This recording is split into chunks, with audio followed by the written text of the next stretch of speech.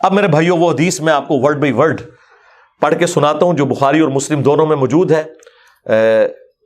سورہ التوبہ کی آیت نمبر 118 کے کانٹیکسٹ میں کعب بن مالک کی توبہ کا بیان یہ صحیح بخاری میں باقاعدہ امام بخاری نے باب باندھا ہے, اور اس حدیث کا انٹرنیشنل نمبر ہے 4418, اور یہ حدیث مسلم میں بھی ہے 7016. ورڈ بائی ورڈ میں یہ حدیث بیان کروں گا کیونکہ اس کی رکت اسی میں ہے کہ میں اسے لفظ با لفظ بیان کروں. آپ اس تکلیف کا احساس کریں جس سے کعب بن مالک گزرے, اور پھر الٹیمیٹلی ان کی توبہ قبول ہوئی, اور ایسی توبہ قبول ہوئی کہ قیامت تک قرآن میں ان کی توبہ کا ذکر ہے کہ اللہ نے قبول کی, اور اس کی وجہ سے اس سورت کا نام سورہ توبہ ہے جب وہ غزوہ تبوک سے پیچھے رہ گئے. یہ ان کا بیٹا ہے عبداللہ, وہ اس حدیث کو بیان کرتا ہے. امام بخاری نے چند واسطوں سے ان کے بیٹے سے یہ حدیث لی ہے. وہ عبداللہ اور اس بیٹے کا ذکر امام بخاری نے کیا کہ جب کعب رضی اللہ تعالیٰ عنہ نابینا ہو گئے تو ان کے بیٹوں میں سے عبداللہ ہی تھا جو ان کو راستے میں پکڑ کر چلایا کرتا تھا, مسجد تک لے جاتا تھا. وہ عبداللہ بیان کرتا ہے کہ میں نے اپنے والد کعب بن مالک سے ان کے غزوہ تبوک میں شریک نہ ہو سکنے کا واقعہ سنا, تو انہوں نے بتایا کہ غزوہ تبوک کے سوا اور کسی غزوہ میں ایسا نہیں ہوا تھا کہ میں رسول اللہ کے ساتھ شریک نہ ہوا ہوں. البتہ غزوہ بدر میں بھی میں شریک نہ ہو سکا, لیکن جو لوگ غزوہ بدر میں شریک نہیں ہو سکے ان کے متعلق آپ صلی اللہ علیہ وآلہ وسلم نے کسی قسم کی ناراضگی کا اظہار نہیں فرمایا تھا, کیونکہ وہ آپشنل تھا. وہ اب ذکر بھی آ رہا ہے کیونکہ آپ صلی اللہ علیہ وآلہ وسلم اس موقع پر صرف قریش کے قافلے کی تلاش میں نکلے تھے, لیکن راستے میں اللہ تعالیٰ کے حکم سے کسی پہلی تیاری کے باوجود اللہ تعالیٰ نے ان کو دشمنوں کے ساتھ ٹکروا دیا. وہ معجزانہ طور پہ ہوا تھا کیونکہ وہ بدر کے لیے نکلے, ورنہ تو یہ بھی ساتھ شامل ہوتے. میں لیلہ عقبہ میں رسول اللہ کی خدمت میں حاضر ہوا تھا, یعنی وہ مدینہ کے لیے جو ہجرت کے لیے جن چند ساتھیوں نے انصار مدینہ نے راہ ہموار کی تھی ان میں یہ شامل تھے, جو نبی الاسلام کی زندگی کا ایک ٹرننگ پوائنٹ تھا, ایک آلٹرنیٹو بیس مل گیا. تو کہتے ہیں میں اس رات موجود تھا. یہ وہی رات ہے جس میں ہم نے مکہ میں اسلام کے لیے عہد کیا تھا, اور مجھے تو یہ غزوہ بدر سے بھی زیادہ عزیز ہے. اوئے خائے خائے. اگرچہ بدر کا لوگوں کی زبانوں پر چرچا زیادہ ہے, میرا واقعہ یہ ہے کہ میں اپنی زندگی میں کبھی اتنا قوی اور اتنا صاحب مال نہیں ہوا تھا جتنا غزوہ تبوک کے موقع پر, جبکہ میں آپ صلی اللہ علیہ وآلہ وسلم کے ساتھ تبوک کے غزوے میں شریک نہ ہو سکا. خدا کی قسم اس سے پہلے کبھی میرے پاس 2 اونٹ بھی جمع نہیں ہوئے تھے, لیکن اس موقع پر میرے پاس 2 اونٹ تھے. آپ صلی اللہ علیہ وآلہ وسلم جب کسی غزوے کے لیے تشریف لے جاتے تو آپ ذو معنی الفاظ استعمال کیا کرتے تھے, یعنی کوڈ ورڈز جن کے 2 معنی بنتے ہیں. وہ بخاری مسلم میں آیا کہ نبی علیہ السلام کہتے تھے کل ہم مشرق کی طرف جائیں گے, اور صحابہ کہتے ہیں ہم سمجھتے تھے کہ ہم نے مغرب کی طرف جانا ہے تاکہ جو منافقین ہیں وہ ہماری خبر لیک نہ کر سکیں. لیکن غزوہ تبوک وہ موقع تھا کہ گرمی بڑی سخت تھی, سفر بہت لمبا تھا, ریگستانی سفر تھا, اور دشمن کی فوج بھی کثرت سے تھی. رومن امپائر 700 کلومیٹر ریگستانی سفر, تمام مشکلات سامنے تھیں. اس لیے آپ صلی اللہ علیہ وآلہ وسلم نے مسلمانوں سے اس غزوے کے متعلق بہت تفصیل کے ساتھ بتا دیا تھا. یعنی یہ ظاہر ایک مشکل وقت تھا تو حضور نے کھول کے بیان کیا کہ بھائی ادھر ہی جا رہے ہیں. یعنی مطلب یہ ہے کہ جو یہ نعرے لگاتے ہیں نا کہ غلامی رسول میں موت بھی قبول ہے اور ٹکٹ کٹا لے اپنا, تاکہ اس کے مطابق پوری طرح تیاری کر لیں. چنانچہ آپ صلی اللہ علیہ وآلہ وسلم نے اس کی سمت بھی نشاندہی کر دی جدھر سے آپ کے جانے کا ارادہ تھا. مسلمان بھی آپ علیہ السلام کے ساتھ بہت زیادہ تھے, اتنے کہ کسی رجسٹر میں سب کے ناموں کا لکھنا بہت مشکل تھا. کعب کہتے ہیں کہ کوئی بھی شخص اگر اس غزوے میں شریک نہ ہونا چاہتا تو وہ خیال کر سکتا تھا کہ اس کی غیر حاضری کا کسی کو پتہ نہیں چلے گا سوائے اس کے کہ اس کے متعلق وحی نازل ہو. تو حضرت کعب کا کیا عقیدہ تھا کہ نبی علیہ السلام ان کے صحابہ کے پاس علم غیب نہیں تھا جب تک کہ اللہ تعالیٰ وحی کے ذریعے نہ بتا دے. تو باپ شاہی کوئی نہیں, ہاں ایسے میں بولا کہ نہ بولا, میرے نبی سا ہے ہی کوئی نہیں, تیرے باپ شاہی کوئی نہیں. اور یہ عقیدہ ہے صحابہ کا کہ علم غیب یہ ہے کہ اللہ بتائے. آپ صلی اللہ علیہ وآلہ وسلم جب اس غزوے کے لیے تشریف لے جا رہے تھے تو پھل پکنے کا زمانہ تھا اور سایہ میں بیٹھ کر لوگ آرام کرتے تھے. اچھا دیکھیں اللہ کی آزمائش کہ پھل پک کے تیار ہو جائے تو آپ نے ٹائملی اتارنا ہے, اگر آپ نے نہیں اتارا تو وہ تو آپ کی پورے سال کی اکانومی اس سے وابستہ ہے. اللہ نے عین اس ٹائم پہ آزما لیا کہ ٹھیک ہے اب تم نبی کے ساتھ جاؤ. اب بعد میں بھی بھوک نظر آ رہی ہے. کہتے ہیں لوگ بیٹھ کے نہ چوراہوں پہ یہی باتیں کرتے تھے.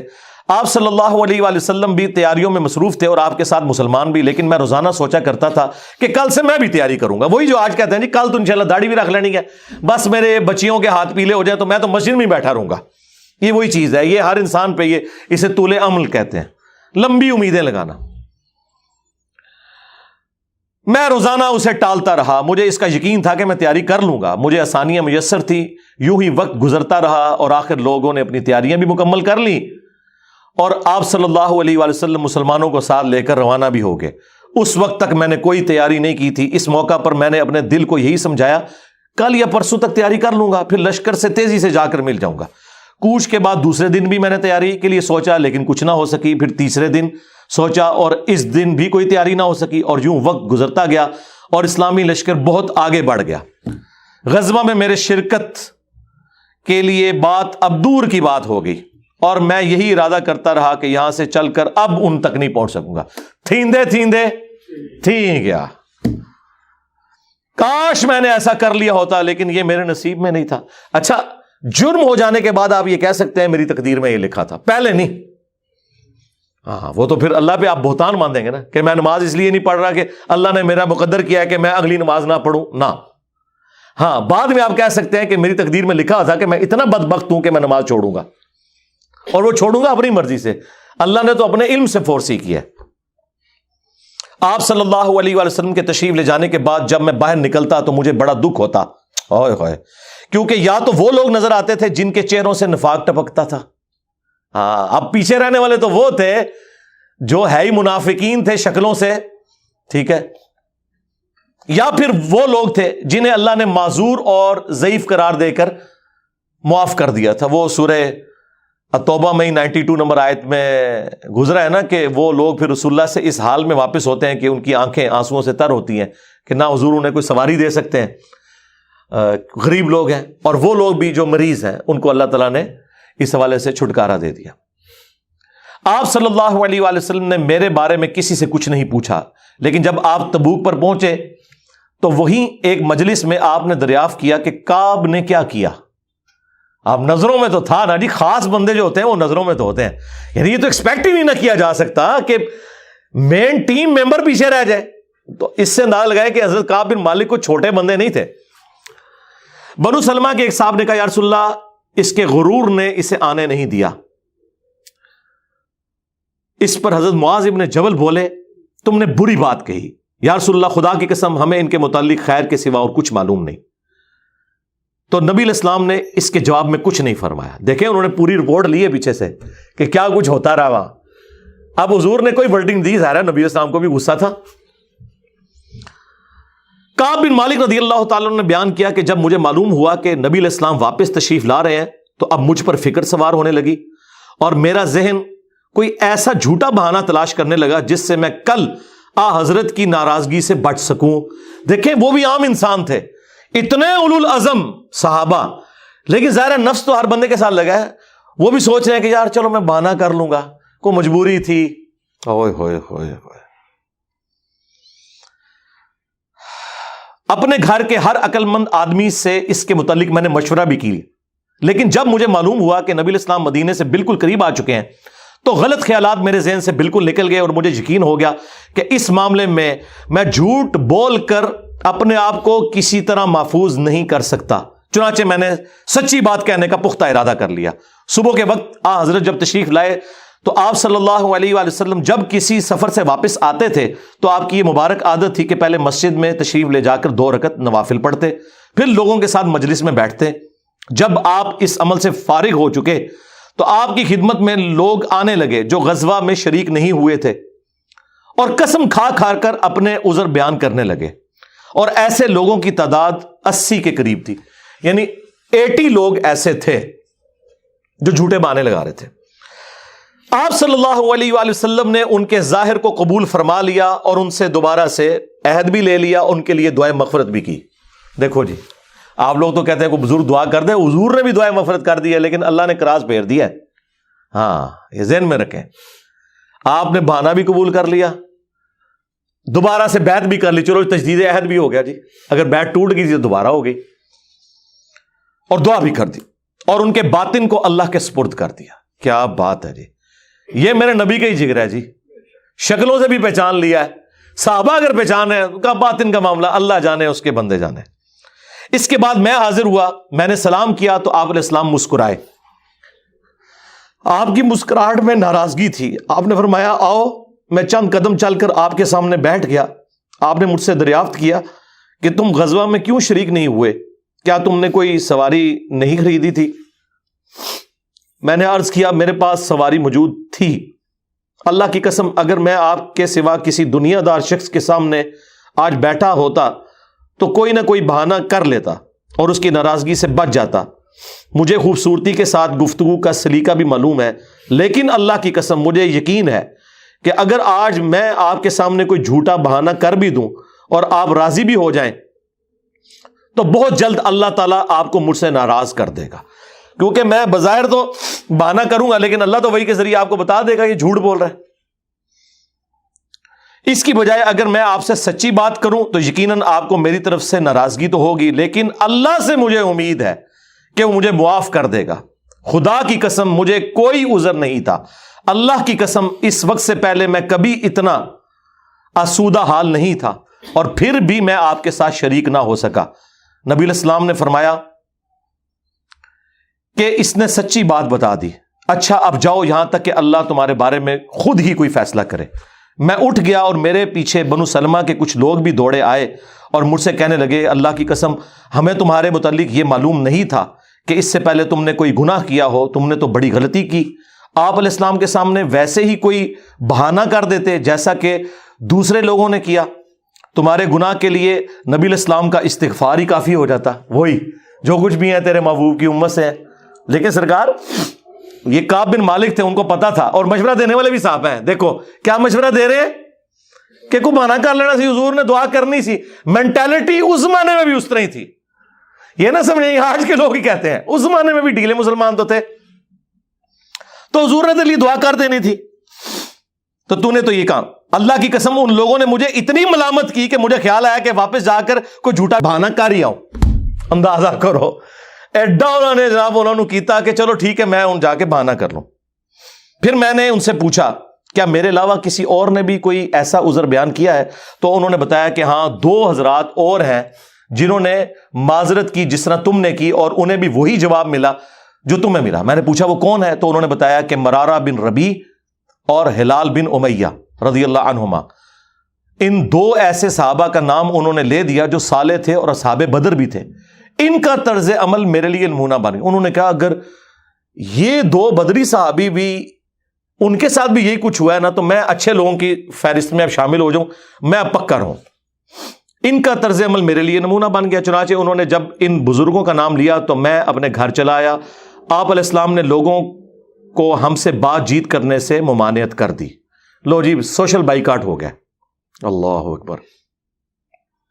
بہت سے لوگ جو غزوے میں شریک نہیں ہوئے تھے ان میں سے صرف ہم 3 تھے، لوگ ہم سے الگ رہنے لگے اور سب لوگ بدل گئے۔ ایسا نظر آتا تھا کہ ہم سے ساری دنیا بدل گئی ہے، ہمارا اس سے کوئی واسطہ ہی نہیں۔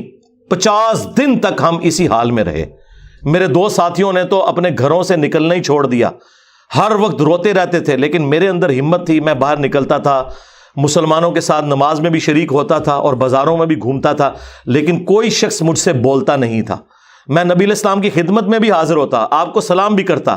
جب آپ نماز کے بعد مجلس میں بیٹھتے تو میں اس کی جستجو میں لگا رہتا کہ دیکھوں سلام کا جواب دیتے ہیں یا نہیں، اور میری نظر حضور کے ہونٹوں کی طرف ہوتی کہ جواب میں ہلے یا نہیں۔ کنکھیوں سے دیکھتے رہتے آپ حضور جواب بھی نہیں دے رہے۔ پھر میں کوشش کرتا کہ آپ کے قریب ہی نماز پڑھوں، اور میں آپ کو کنکھیوں سے دیکھتا رہتا ایسے کر کے۔ جب میں اپنی نماز میں مشغول ہو جاتا تو رسول اللہ میری طرف دیکھتے، لیکن جو ہی میں آپ کی طرف دیکھتا تو آپ رخ انور پھیر لیتے۔ ظاہر ہے حضور کو بھی تو محبت تھی اپنے صحاب کے ساتھ، حضور دیکھتے تھے، وہ جب یعنی اپنی ناراضگی کا اظہار وہ اگر نماز میں بھی حضور کی طرف دیکھ رہے ہیں تو حضور چہرہ انور پھیر لیتے۔ تو میں ایک دن ابو قتادہ کے باغ کی دیوار پر چڑھ گیا، وہ میرے چچا زاد بھائی تھے اور مجھے ان سے بہت گہرا تعلق تھا۔ میں نے انہیں سلام کیا، لیکن اللہ کی قسم انہوں نے بھی میرے سلام کا جواب نہیں دیا۔ میں نے کہا ابو قتادہ تمہیں اللہ کی قسم کیا تم نہیں جانتے کہ اللہ اور اس کا رسول سے مجھے کتنی محبت ہے؟ انہوں نے کوئی جواب نہیں دیا. میں نے دوبارہ ان سے یہی سوال کیا, اللہ کی قسم دے کر پوچھا, لیکن وہ پھر بھی خاموش رہے. میں نے پھر اللہ کا واسطہ دے کر ان سے سوال کیا. اس مرتبہ انہوں نے صرف اتنا کہا, اللہ اور اس کا رسول زیادہ بہتر جانتے ہیں. دیکھیں جی اس بات کا جواب انہوں نے کہا, بھائی اللہ کے نبی نے منع کیا ہے, اب بائی کاٹ ہے تیرا. اللہ اکبر. اس پر میرے آنسو پھوٹ پڑے. میں واپس چلا آیا اور دیوار پر چڑھ کر نیچے باہر اترا. پھر وہ بیان کرتے ہیں کہ ایک دن مدینہ کے بازار میں جا رہا تھا کہ شام کا ایک کاشتکار جو کہ غلہ بیچنے مدینہ آیا تھا پوچھ رہا تھا کعب بن مالک کہاں رہتے ہیں. لوگوں نے میری طرف اشارہ کیا, وہ میرے پاس آیا اور غسان جو بادشاہ تھا رومن امپائر کا, اس کا ایک خط مجھے دیا. وہ جو اس کا ایک سمجھ لیں چھوٹی چھوٹی جو امپائر کے اندر بنی ہوئی تھی ان میں سے ایک کا وہ گورنر تھا. اس خط میں لکھا تھا کہ مجھے معلوم ہوا ہے کہ تمہارے صاحب یعنی رسول اللہ صلی اللہ علیہ وآلہ وسلم نے تمہارے ساتھ زیادتی کی ہے, نعوذ باللہ. اللہ نے تمہیں کوئی ذلیل ہونے کے لیے پیدا تو نہیں کیا کہ تمہارا حق ضائع کیا جائے. تم ہمارے پاس آ جاؤ, ہم تمہارے ساتھ بہتر سلوک کریں گے. یعنی دشمن کی فوج کے ہیڈ کی طرف سے خط آیا. جب میں نے یہ خط پڑھا تو میں نے کہا کہ ایک اور امتحان آ گیا. اچھا جی سرکار, ایک خط کسی اور کو لایا کہ جی اے دیکھ لو یا رسول اللہ منو تے بڑی آفر جے. یہاں لوگ دنیا دار لوگ ہی کرتے ہیں نا جی, مجھے فلاں جگہ سے آفر ہو رہی ہے. لیکن جو اہل ایمان ہے وہ تو کہتے ہیں کہ یار میں اس لیول پہ گر گیا ہوں کہ اب کافر بھی مجھے بلا رہے ہیں. انہوں نے یہ رزلٹ نکالا, چونکہ مومن تھے نا. میں نے اس خط کو تندور میں جلا دیا. ان 50 دنوں میں سے جب 40 دن گزر گئے تو نبی علیہ السلام کا ایلچی میرے پاس آیا اور اس نے کہا کہ رسول اللہ نے حکم دیا ہے کہ اپنی بیوی کے قریب نہ جاؤ. میں نے پوچھا میں اسے طلاق دے دوں یا پھر مجھے کیا کرنا ہے؟ تو انہوں نے کہا نہیں, طلاق نہیں دینی, صرف جدا ہو جاؤ. میرے دونوں ساتھیوں کو جنہوں نے میری طرح معذرت کی تھی یہی حکم ملا. میں نے اپنی بیوی سے کہا کہ اپنے میکے چلی جاؤ, اس وقت تک وہیں رہو جب تک کہ اللہ تعالیٰ اس معاملے کا کوئی فیصلہ نہ کر دے. کعب کہتے ہیں کہ ہلال بن امیہ کی بیوی رسول اللہ کی خدمت میں حاضر ہوئی اور عرض کیا یا رسول اللہ وہ تو بہت بوڑھے اور کمزور ہیں, ان کے پاس کوئی خادم بھی نہیں, کیا اگر میں ان کی خدمت کر دیا کروں تو آپ ناپسند تو نہیں فرمائیں گے؟ بیوی دیکھو جی, بیوی خاوند کو کچھ سمجھ نہیں رہی, رسول اللہ سے جا کے پوچھ رہی ہے صلی اللہ علیہ وسلم.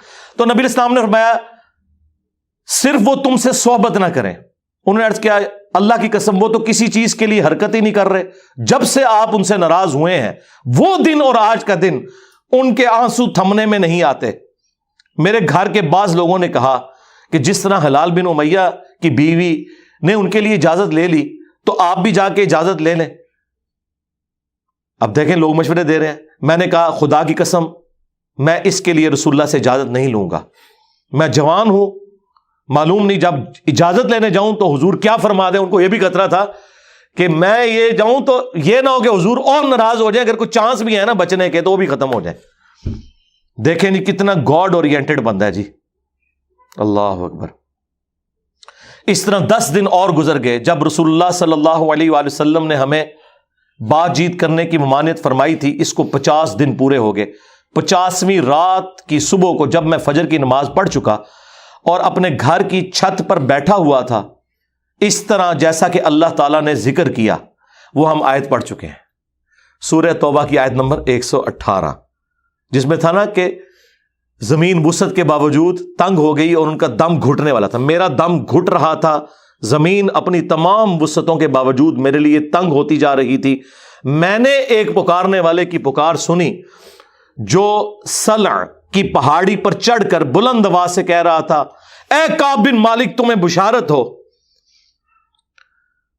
اے کعب بن مالک تمہیں بشارت ہو. انہوں نے بیان کیا کہ یہ سنتے ہی میں سجدے میں گر پڑا اور مجھے یقین ہو گیا کہ اب اللہ کی طرف سے فراخی ہو جائے گی. فجر کی نماز کے بعد رسول اللہ صلی اللہ علیہ وآلہ وسلم نے اللہ کی بارگاہ میں ہماری توبہ کی قبولیت کا اعلان کر دیا. لوگ میرے پاس بشارت دینے کے لیے آنے لگے اور میرے 2 ساتھیوں کو بھی جا کر بشارت دی. ایک صاحب زبیر بن عوام اپنا گھوڑا دوڑاتے ہوئے آئے. ادھر قبیلہ اسلم کے ایک صحابی نے پہاڑی پر چڑھ کر آواز دی اور وہ آواز گھوڑے سے زیادہ تیز تھی. جن صحابی نے پہاڑی سے آواز دی تھی جب وہ میرے پاس بشارت دینے آئے تو میں نے اپنے دونوں کپڑے اتار کر بشارت کی خوشی میں انہیں دے دیے. اللہ کی قسم اس وقت ان 2 کپڑوں کے سوا دینے کے لیے میرے پاس اور کچھ نہ تھا. پھر میں نے ابو قتادہ سے 2 کپڑے ادھارے مانگے اور رسول اللہ کی خدمت میں حاضر ہوا. جوگ در جوگ لوگ مجھ سے ملاقات کرتے جا رہے تھے اور مجھے توبہ کی قبولیت پر بشارت دیتے جا رہے تھے۔ اللہ کی بارگاہ میں توبہ کی قبولیت مبارک ہو۔ کعب رضی اللہ تعالیٰ عنہ بیان کرتے ہیں کہ آخر میں مسجد میں داخل ہوا تو رسول اللہ صلی اللہ علیہ وآلہ وسلم تشریف رکھتے تھے، چاروں طرف صحابہ کا مجمع تھا۔ طلحہ بن عبید اللہ دوڑ کر میری طرف آئے اور مجھ سے مصافحہ کیا اور مبارکباد دی۔ اللہ کی قسم وہاں موجود مہاجرین میں سے کوئی شخص بھی میرے آنے پر کھڑا نہ ہوا۔ طلحہ رضی اللہ تعالیٰ عنہ کا یہ احسان میں کبھی نہیں بھولوں گا کہ انہوں نے کھڑے ہو کر میرا استقبال کیا۔ جب میں نے رسول اللہ کو سلام کیا تو آپ علیہ السلام کا چہرہ مبارک خوشی اور مسرت سے دمک اٹھا۔ اس مبارک دن کے لیے تمہیں بشارت ہو، اس مبارک دن کے لیے تمہیں بشارت ہو جو تمہاری عمر کا سب سے مبارک دن ہے۔ واقعی جی، اس سے بڑی کوئی مبارک بات نہیں ہو سکتی کسی شخص کے لیے کہ اللہ تعالیٰ اس کی توبہ کی اناؤنسمنٹ کرتے اور پھر قیامت تک قرآن میں وہ آیات پڑھی جائیں۔ انہوں نے بیان کیا کہ میں نے عرض کیا یا رسول اللہ یہ بشارت آپ کی طرف سے ہے یا اللہ کی طرف سے؟ فرمایا نہیں، اللہ کی طرف سے۔ اور نبی علیہ السلام جب کسی بات پر خوش ہوتے تو چہرہ مبارک روشن ہو جاتا تھا، ایسے جیسے چاند کا ٹکڑا ہو۔ آپ کی مسرت ہم چہرہ مبارک سے سمجھ جاتے تھے۔ پھر جب میں آپ کے سامنے بیٹھ گیا تو عرض کیا یا رسول اللہ اپنی توبہ کی قبولیت کی خوشی میں اپنا مال اللہ اور اس کے رسول کی راہ میں صدقہ کر دوں؟ آپ نے فرمایا لیکن کچھ مال اپنے پاس رکھ لو، یہ زیادہ بہتر ہے۔ میں نے عرض کیا کہ پھر میں خیبر کا حصہ اپنے پاس رکھ لیتا ہوں۔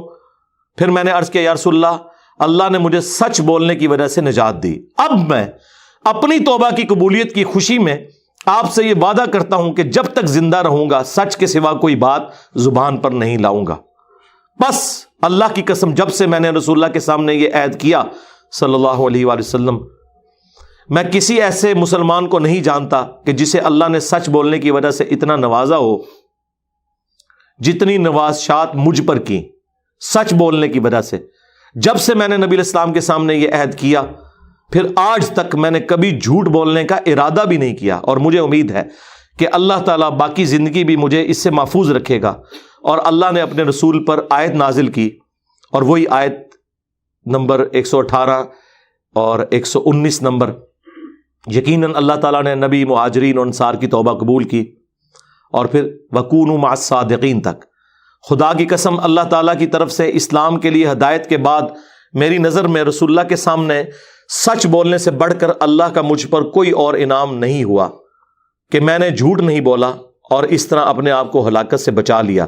جیسا کہ جھوٹ بولنے والے ہلاک ہوئے، نزول وحی کے زمانے میں جھوٹ بولنے والوں پر اللہ تعالیٰ نے اتنی شدید وعید فرمائی جتنی شدید وعید کسی اور کے لیے نہیں تھی۔ اور وہ سورہ التوبہ کی آیت